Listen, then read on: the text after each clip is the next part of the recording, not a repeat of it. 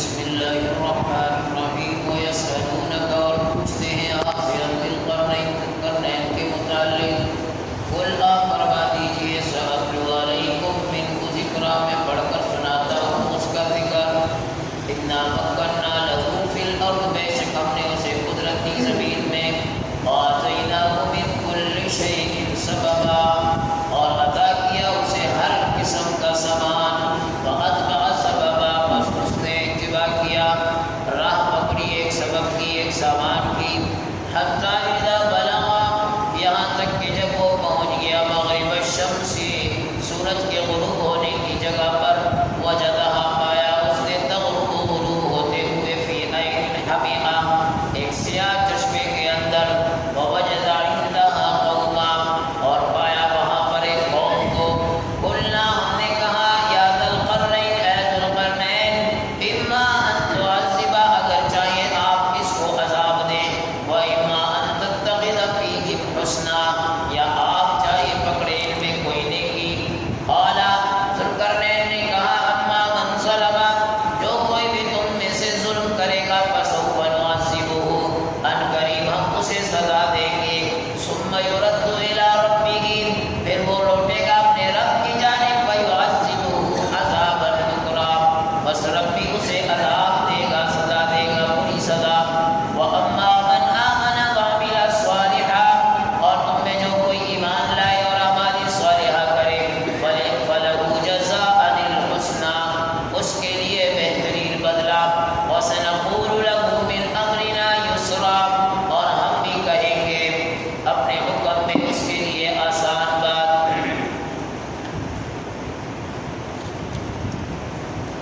ذوالقرنین کے متعلق کچھ مختصراً یا تفصیلاً کل بات ہو گئی کہ انہیں ذوالقرنین کیوں کہا جاتا تھا وہ تمام تفصیل کل کے درس میں ذکر کر دی گئی یہاں پر اس صورت میں جو تیسرے سوال کا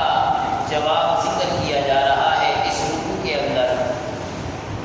جو یہودی علماء نے مشرکین مکہ سے کہا کہ جاؤ اور جا کر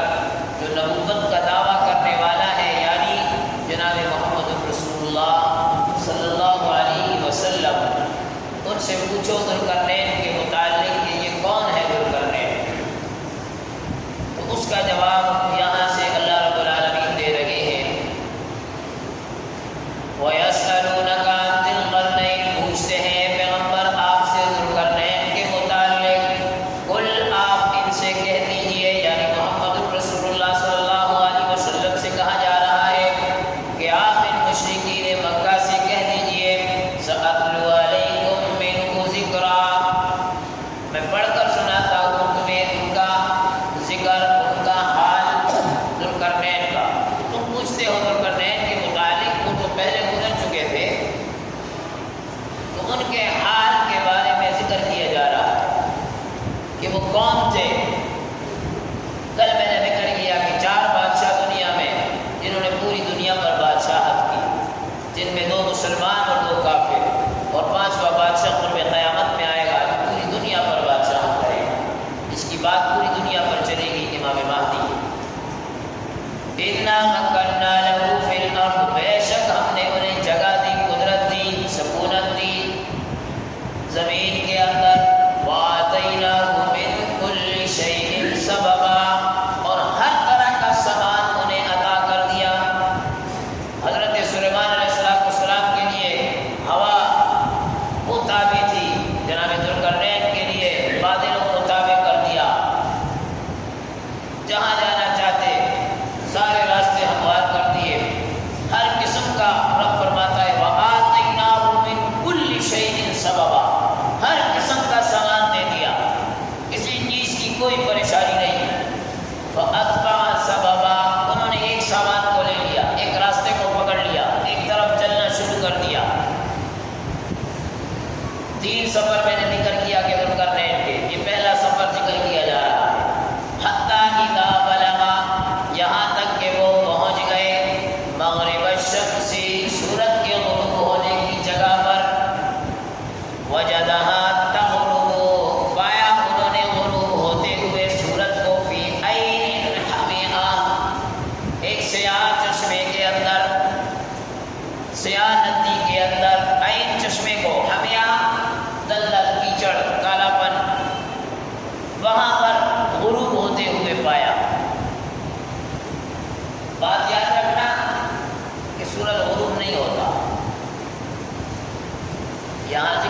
کر دیا. ایک تو ذکر کیا کہ فی عین الحمیہ، ایک سیاہ چشمے کے اندر غروب ہوتے ہوئے. اب سورج جس کو جس انداز میں نظر آتا ہے، ہم پہاڑوں کے رہنے والے ہیں، ہم جب دیکھتے تھے پہاڑ کے اوپر کہ وہ اس پہاڑ کے پیچھے سورج غروب ہو رہا ہے، حالانکہ وہ ایسی بات نہیں ہے. قرآن کریم کہتا ہے سورہ یونس میں کل فی فلک یسبحون، ہر ایک اپنے اپنے مدار میں چل رہا ہے. سورج 24 گھنٹے 12 مہینے اپنے مدار میں رواں دوا رہتا ہے، غروب نہیں ہوتا. فرق صرف اتنا ہے کہ سورج کے سامنے جو زمین کا سامنے کا حصہ آ جائے تو وہاں ان لوگوں کو وہ سورج طلوع ہوتا ہوا نظر آتا ہے، اور پیچھے کا حصہ جب ان لوگوں کے لیے سورج غروب ہوتا ہوا نظر آتا ہے. سمندر والے جب سمندر میں سفر کر رہے ہوتے ہیں، یا کبھی آپ ساحل سمندر پر کھڑے ہو کر مغرب کے وقت نظارہ دیکھیں تو ایسا لگتا ہے کہ سمندر میں سورج غروب ہو رہا ہے. مطلب کہ ایسی کوئی بات نہیں، نہ تو سمندر میں غروب ہوتا ہے، بس وہ آنکھیں دیکھتی ہوئی نظر آ رہی ہیں اس کو کہ بھئی یہ یہاں پر غروب ہو رہا ہے. بہرحال حضرت ذوالقرنین وہاں پہنچے، ذکر کیا کہ بھئی بس آگے اندھیرا تھا اور وہ ایک سیاہ ندی کے اندر، سیاہ چشمے کے اندر. اب مفسرین فرماتے ہیں کہ عین چشمے کو کہا جاتا ہے، اور فرماتے ہیں کہ سمندر میں غروب ہو رہا ہے، اور سمندر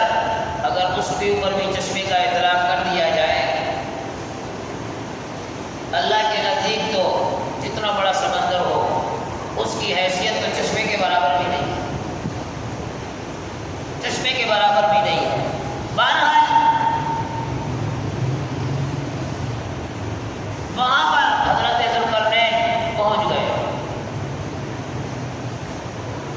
وجد عندها قوما، وہاں پر ایک قوم کو پایا، وہاں ایک بستی تھی، ایک قوم، قبیلہ، وہاں کے رہنے والے لوگ.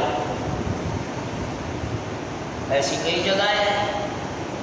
امریکہ ایجاد ہوا ہے، ذرا پتہ کریں، آپ نیٹ کھولیں تو آپ کو پتہ چلے اس کو کتنے سال ہو گئے جو اس کا نام آیا ہے، ورنہ تو نام و نشان ہی نہیں تھا.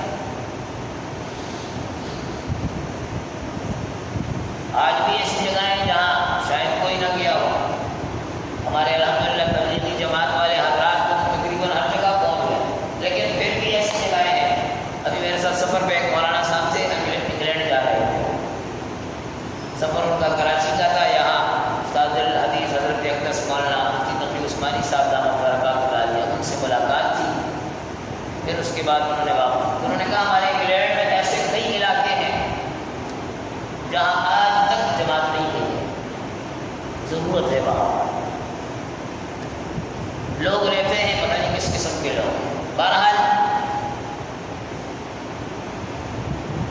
وہاں پر ایک قوم کو پایا حضرت ذوالقرنین نے. یہاں بھی لوگ رہتے ہیں، یہاں بھی ایک بستی ہے. اللہ اکبر کبیرہ. یہ تو محمد رسول اللہ کے دیوانے تھے صحابہ کہ جو چپے چپے پر پہنچ گئے.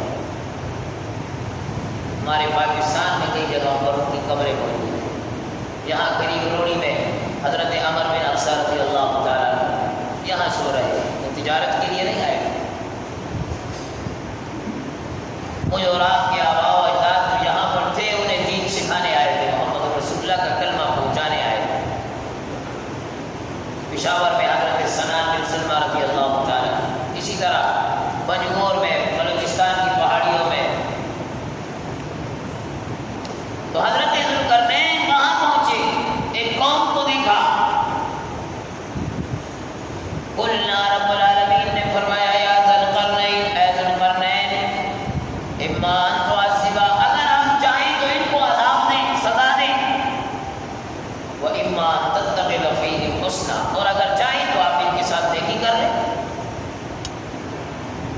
نیکی کر لیں. آپ کو اختیار ہے، بادشاہ مگر کا کام ہے، نیکی بھی کرے. ہاں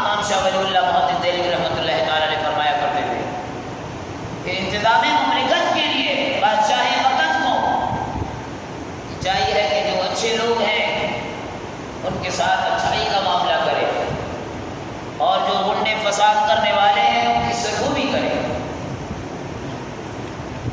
تو ذوالقرنین سے کہا جا رہا ہے کہ آپ چاہیں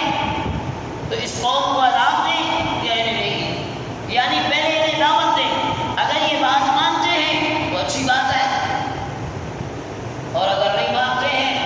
تو ان کے ساتھ پھر جیسا معاملہ آپ کر سکتے ہیں ویسا کریں۔ قال حضرت ذوالقرنین نے کہا قوم سے، اما من ظلم، اے قوم سن لو، تم میں جو کوئی بھی ظلم کرے گا، ظلم کیا کہ اللہ کی توحید سے روگردانی، دعوت انبیاء کی وہ صرف یہی تھی کہ لا الہ الا اللہ۔ آپ علیہ الصلوۃ والسلام بھی زندگی بھر یہ کہتے رہے، قولوا لا الہ الا اللہ تفلحوا، پڑھ لو لا الہ الا اللہ کامیاب ہو جاؤ گے۔ اس کو پڑھ کر اس کو اپنے لیے ایک مشن بنا دو، اس کے تحت زندگی گزارنے کا ایک منصوبہ، ایک پروگرام تیار کر لو۔ تو ذوالقرنین علیہ السلام کہہ رہے ہیں کہ دیکھو تم میں جو کوئی ظلم کرے گا، میری بات نہیں مانے گا، میں دعوت دے رہا ہوں، دعوت کا انکار کرے گا، فسوف نعذبہ، میں اسے عذاب دوں گا، میں اسے سزا دوں گا، قتل کر سکتا ہوں، اور پھر وہ جو مر گیا ثم یرد الی ربہ، پھر وہ اپنے رب کی طرف لوٹ جائے گا، فیعذبہ عذابا نکرا، پھر رب بھی اسے سزا دے گا، لیکن بڑی بری سزا ہو، سخت سزا ہو کہ بھائی جب تمہارے پاس دعوت دینے والے آئے، تمہیں دعوت دی گئی، پھر تم نے روگردانی کیوں کی؟ تمہارے سامنے بات بالکل واضح ہو گئی، تمہارے سامنے توحید کو بالکل سامنے کر دیا، پھر انکار؟ تو رب العالمین وہاں جگہ سخت سزا دیں گے کہ بھائی اب تو بات پہنچانے والے پہنچا گئے تمہارے پاس۔ ایک تو انسان گزر کرتے کہ یا اللہ میرے پاس کوئی آیا نہیں بتانے والا، اور آج کے دور میں ایسا شاید ہی کوئی ملے، شاید ہی کوئی ملے، ہر ایک تک بات پہنچ گئی ہے۔ آپ اگر کسی دین دشمن سے کوئی ایک دین کی بات کریں گے تو وہ دین دشمن آپ کے سامنے 20 باتیں رکھ دے گا سامنے، کہ آپ کو ہکا بکا کر دے گا، آپ حیران ہو جائیں گے کہ یہ کہہ کیا رہا، یہ کہہ کیا رہا۔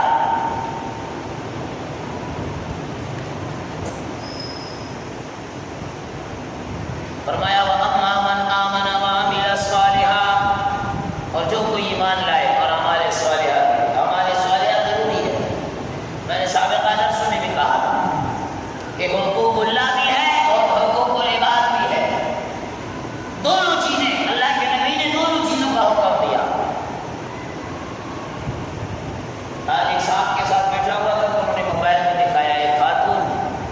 وہ اپنے آپ کو مسلمان کہتی ہے اور وہ کہہ رہی تھی کہ انسانیت کی خدمت کرنی چاہیے، عبادت کے لیے تو اللہ نے فرشتوں کو پیدا کیا، عبادت کے لیے اللہ نے فرشتوں کو پیدا کیا ہے، عبادت کی ہمیں ضرورت نہیں ہے، یہ مسلمان کا عقیدہ نہیں ہے۔ اگر عبادت کی ضرورت نہیں ہوتی، آپ علیہ الصلوۃ والسلام پوری رات کھڑے ہو کر عبادت کر رہے ہیں۔ امی عائشہ فرماتی ہے یا رسول اللہ اتنی تکلیف کی ضرورت کیا ہے؟ آپ کیا فرماتے ہیں؟ فلا اکون عبدا شکورا، یا ہو میرا میں اللہ کا شکر گزار بندہ نہ بنوں۔ اللہ کا نبی عبادت کرتا رہا، اللہ کے نبی کے وہ صحابہ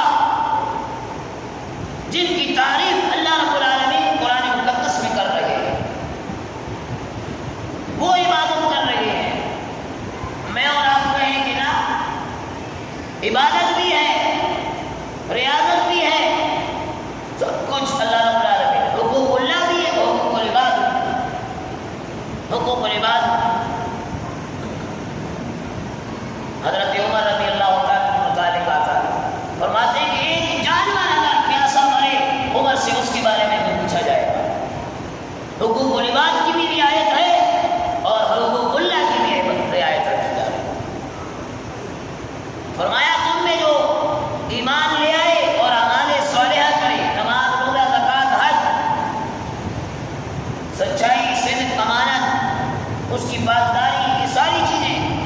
فرمایا فَلَهُ جَزَاءً الْحُسْنَىٰ، اس کے لیے بہترین بدلہ، اچھا بدلہ۔ وَسَنَقُولُ لَهُ مِنْ أَمْرِنَا يُسْرًا، ذوالقرنین علیہ السلام فرماتے ہیں کہ ہم بھی کہیں گے اپنے کام میں ان کے لیے آسان بات